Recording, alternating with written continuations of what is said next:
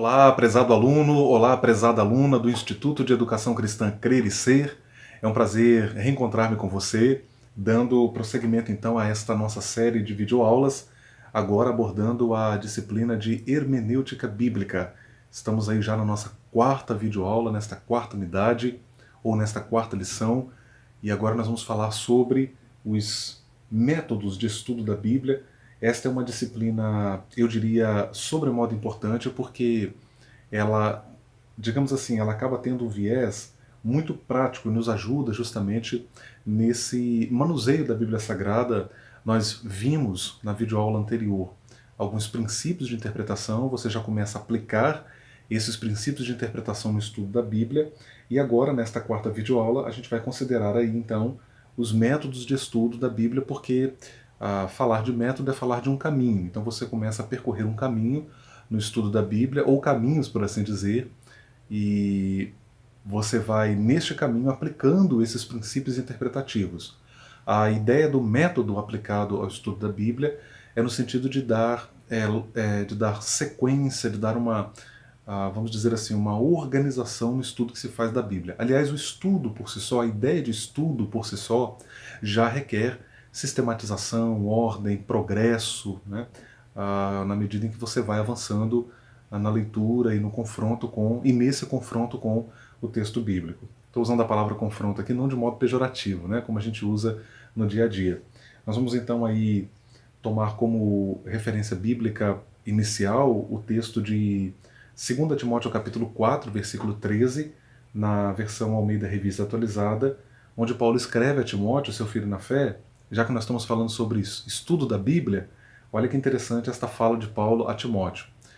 Quando vieres, traze a capa que deixei em Troade, em casa de Carpo, e os livros, especialmente os pergaminhos. Olha que interessante. Paulo, quando escreve 2 Timóteo, ele está preso. 2 Timóteo é provavelmente a última epístola escrita pelo apóstolo. E, curiosamente, ele antevê a sua morte na epístola. Ele escreve para o seu amado filho na fé, pedindo que viesse ao seu encontro, e que quando ele viesse ao seu encontro trouxesse os livros, principalmente os pergaminhos. Alguns comentaristas bíblicos veem nisto aí uma distinção entre livros de conhecimento geral e os manuscritos das Sagradas Escrituras. E até o falecido teólogo batista, o Dr. Russell Shedd, ele faz um comentário muito interessante na Bíblia de Estudo Shedd, uma ferramenta que eu também... o pessoal sempre me pergunta por Bíblias de Estudo, e eu recomendo a Bíblia Shedd como uma dessas Bíblias de Estudo, dentre as Bíblias que eu indico, e ele faz um comentário muito interessante. Veja, este homem está no fim da vida e ainda assim quer estudar um pouco mais a Palavra de Deus. Isso fica para nós como uma grande lição, né, como uma grande verdade a ser aprendida e colocada em prática, né? Mesmo no fim da vida, esse homem queria deleitar-se com a leitura das Sagradas Escrituras. Pois bem, na nossa introdução, nós vamos aí dizer que a presente lição, ela objetiva apresentar uma definição dos métodos de estudo da Bíblia. A palavra método pode ser entendida como um caminho para se chegar a um fim. O estudo da Bíblia, sem o emprego dos métodos, não é tão proveitoso e tende a ser menos produtivo. Disto decorre a necessidade dos métodos de estudo das Escrituras. É claro que quando a gente fala de hermenêutica, exegese é uma outra área com as suas especificidades em relação à hermenêutica. Nós estamos pensando, a palavra método acaba sendo muito abrangente, e aqui nesta lição, perdão, não nesta unidade, né, nestas 5 unidades desta disciplina hermenêutica, nós estamos falando de hermenêutica de modo introdutório. Nós temos um outro curso separado sobre interpretação bíblica, onde a ideia é discorrer de modo mais detalhado, de modo mais extensivo, e esta palavra método ela acaba sendo muito abrangente. Inclusive nós temos 2 grandes métodos na exegese. Nós temos o método histórico-crítico e o método histórico-gramatical. E no caso do método histórico-crítico, por exemplo, nós temos ali várias críticas dentro desse método. Então a palavra método, como você já pode perceber, ela é muito abrangente no contexto da hermenêutica, no contexto da exegese. Aqui nós estamos usando a palavra método pensando a questão do estudo da Bíblia, né? Não a análise exegética que se faz dentro desses dois grandes métodos. É claro que o estudo da Bíblia envolve exegese também, é óbvio, mas aqui eu estou falando da palavra método no sentido de indicar ah, formas, caminhos para se estudar a Bíblia Sagrada. Então, aí nós vamos considerar o método biográfico. Esses métodos, inclusive, podem ser usados pelo estudante comum da Bíblia Sagrada e não são restritos apenas aos exegetas profissionais, por assim dizer, né? Então, você que me assiste, a ideia é que você que está iniciando os seus estudos em teologia, ou talvez já fez algum curso teológico, já tem alguma noção, talvez começou o curso e parou, enfim, você pode usar esses métodos, aliás, é o que se espera, que você faça uso desses métodos. Então, a gente começa aí colocando no primeiro ponto o alcance desses métodos. A Bíblia toda pode ser alcançada ou pode ser contemplada no estudo por métodos. Então não tem uma parte da Bíblia que não possa ser estudada através desses métodos. Tá? Todos os seus livros e todas as áreas ou temas que ela oferece podem ser pesquisados por meio dos métodos de estudo da Bíblia. Naturalmente, isto requer esforço e disciplina, além de organização, mas o ganho e o aproveitamento faz valer a pena. A gente coloca esta palavra até como uma forma de incentivo. Cada método, aí no ponto 2 agora, cada método de estudo da Bíblia tem uma finalidade específica, como nós vamos ver logo a seguir. Repare que agora nós estamos falando sobre a importância desses métodos. Cada um deles traz sua contribuição específica. Veja que no tópico anterior nós falamos que o ganho é muito grande. Se os crentes soubessem o prejuízo que eles sofrem por ler a Bíblia e estudar a Bíblia aleatoriamente, talvez eles nunca mais fariam isso. O ganho, quando você aplica os métodos ao estudo da Bíblia, é muito grande. Você tem um aproveitamento muito maior. Naturalmente, isto requer mais tempo e maior dedicação. Os métodos nos ajudam também a dialogar com a Bíblia. Naturalmente, este trabalho será melhor executado depois de termos nos deslocado até o mundo bíblico. E, conforme menciona Konings, ele que é um teólogo católico, inclusive, e é um autor muito importante nessa área de introdução bíblica, ele vai dizer o seguinte, né? Termos percebido como a Bíblia veio até nós. Esse perceber como a Bíblia veio até nós é fundamental para que nós possamos seguir em frente e avançar no estudo das Escrituras. Agora eu trago uma fala do Dr. Antônio Renato Gusso, inclusive eu tive o privilégio de ser seu aluno nos meus estudos de mestrado.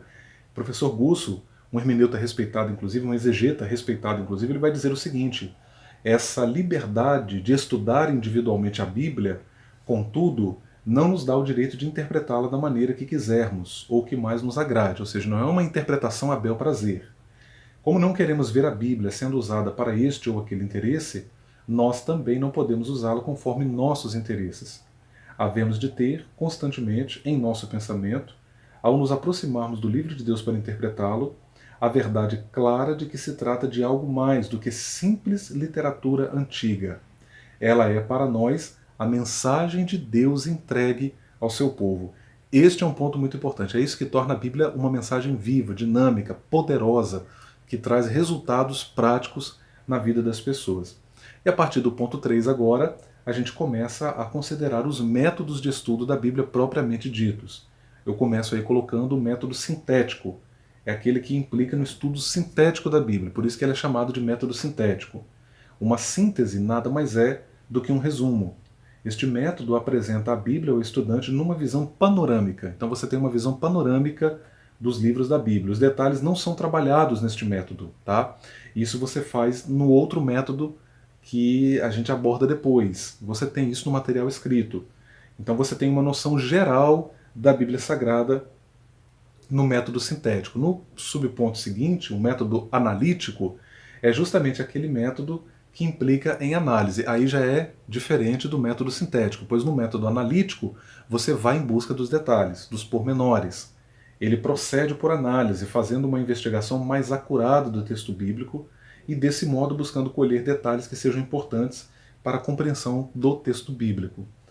O método analítico ele conta com alguns passos. Primeiro, leia a passagem cuidadosamente. Aí a gente recomenda que você leia a passagem em estudo pelo menos 3 vezes. E você há de observar que a cada nova leitura você vai perceber detalhes que não foram notados anteriormente. Segundo passo, bombardeie a passagem com perguntas como quem, que, onde, quando, porquê, como. Né? Terceiro passo, anote as palavras-chave, ou seja, aí sempre aquela pergunta clássica, Rony, como é que eu identifico as palavras-chave? São aquelas palavras de grande importância teológica, são aquelas palavras que, se forem retiradas da passagem, a passagem perde o sentido, são aquelas palavras que aparecem de maneira recorrente. É assim que você identifica uma palavra-chave na passagem bíblica. Quarto passo, escreva o que não compreende acerca do texto e especifique. Quinto passo, descubra o pensamento-chave de cada versículo. Sexto passo, delimite os assuntos que o pensamento-chave está expressando. Sétimo passo, faça um sumário desses assuntos. Oitavo, descubra a ideia eixo dos resultados acima. Nono, destile esta ideia em uma sentença. E 10, dê um título para o texto. É claro, esses são alguns passos sugeridos, né?